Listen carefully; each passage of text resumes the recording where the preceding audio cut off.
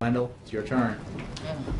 What do you make of Senator Harkin's assertion that the president does not have the authority to delay implementation? My understanding is that's obviously not the case. I haven't, I would refer. What is obviously not the case? The ability to postpone the deadline is clear. Did the president get ask for a ruling from counsel? Wendell, again, I invite you to read the Federal Register and all the examples of. I know that would be a lot to ask, but yes, exactly.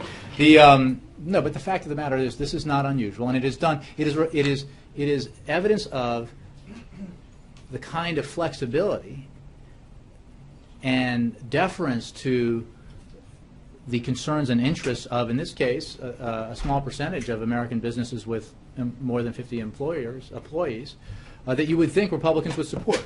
Because you know and I know that their concern is not that we've delayed the implementation of an aspect of this law, one provision of it. It's that they want to try everything they can to undermine the implementation of this law and the reception by the American people of the benefits that they would gain from this law. Even though it has been passed by both houses of Congress, it has been signed into law by the President, and it's been upheld by the Supreme Court. So,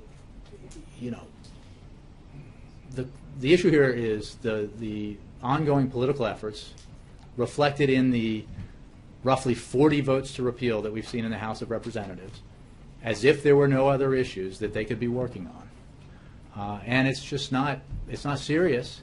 And it doesn't reflect, I mean, what you don't hear from Republicans is, you know what, this is what we should be doing to reform our health care system, to provide security to the American people who worry about getting kicked off their insurance, security to young Americans who want the ability, as the Affordable Care Act affords them, to stay on their parents' insurance policy. You don't hear that from Republicans. All they say is, do away with ObamaCare because it's ObamaCare. But I'm asking you about a Democrat who says you cannot delay that provision of the law. You're pretending that this is about a Democrat. I have not. I'm saying is I'm sure we will have conversations with Senator Harkin, but the fact of the matter is we are confident that the ability to postpone a deadline is available to and clear in the implementation of this law. And I'm sure we will have conversations with senators who are seriously interested in the implementation of the law.